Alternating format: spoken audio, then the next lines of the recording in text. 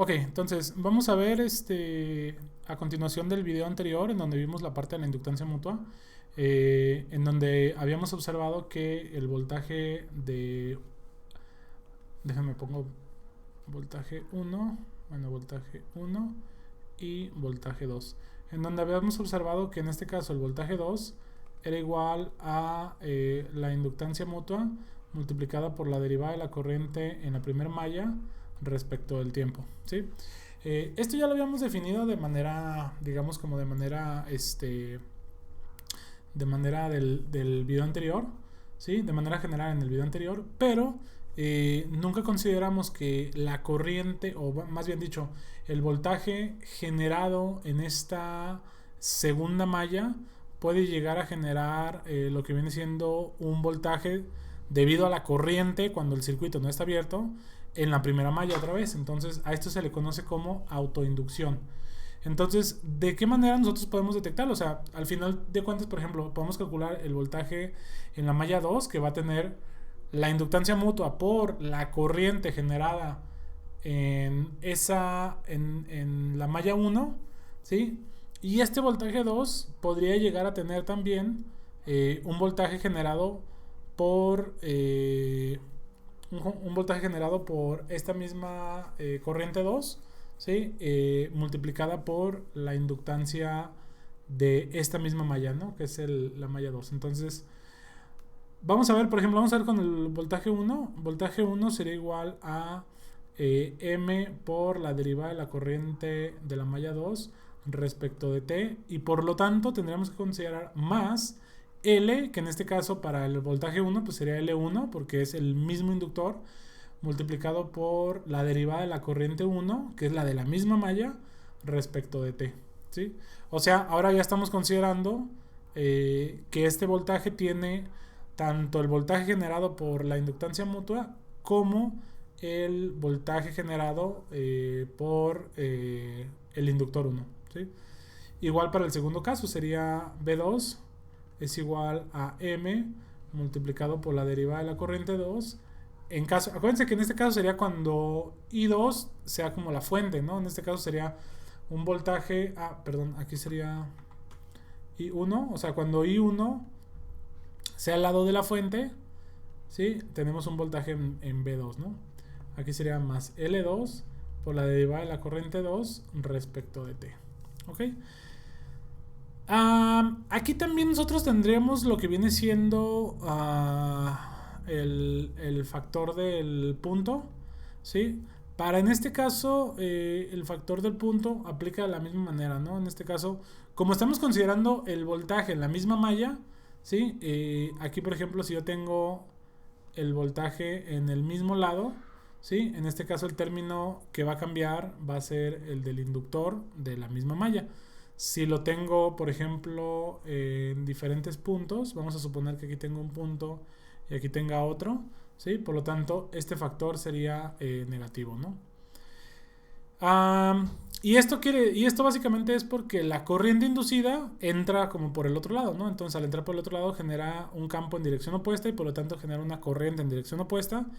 Y por último, un voltaje en dirección opuesta, por lo tanto se considera como negativo.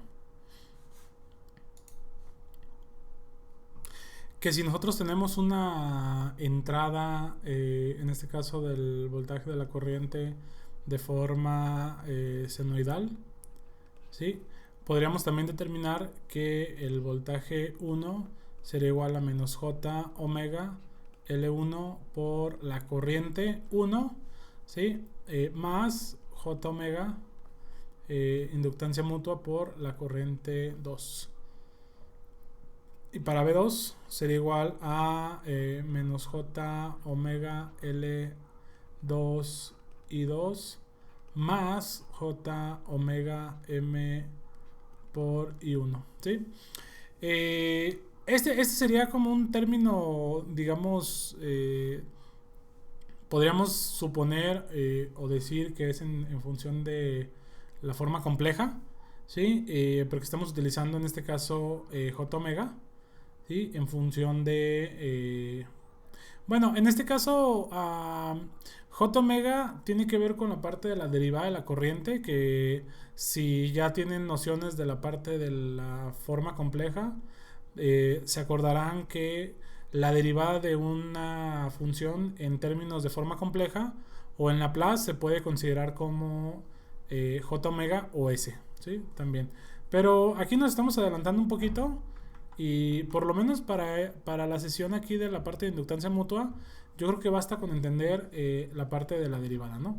Si nos queda claro eso, pues podemos entender de manera general el cómo es que se comportan estos sistemas y cómo se comporta la inductancia mutua y la autoinducción. Ahora, algo que sí quiero ver es un ejemplo práctico, y para esto voy a proponer el ejemplo en este video y lo voy a resolver en otro.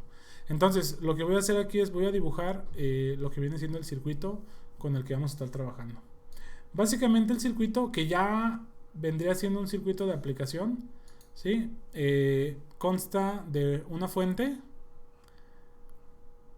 Vamos a ponerle una resistencia en serie, un inductor,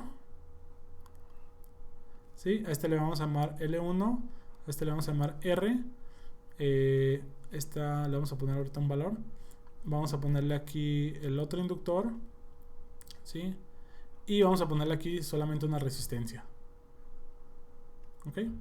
Entonces esta va a ser R2, R1, L1, L2, M, ¿sí? Y E, que viene siendo el valor de la fuente. Entonces aquí la pregunta sería, vamos a determinar, ¿sí?, el valor de las corrientes I1. ¿Ok? Y aquí, ojo, no estoy poniendo el signo, pero la convención de signo, vamos a poner el signo en la parte superior para los dos. Por lo tanto, a la hora de calcular la inductancia mutua, es importante considerar este signo, porque en función a esto nos va a dar la dirección de la corriente de salida. O sea, el voltaje de entrada es positivo respecto a esta posición, ¿sí? Pero a mí se me hace un poco más claro suponer que la dirección de la corriente fluye en esta dirección. Porque al final, fíjense que algo importante va a ser que la corriente para el inductor 2 fluye en dirección opuesta que la corriente en el inductor 1. Y esto es normal, ¿no? O sea, esto es un parámetro que nada más nos va a cambiar la posición del signo, pero es bastante importante definirlo. Vamos a cerrar este video nada más definiendo algunos valores.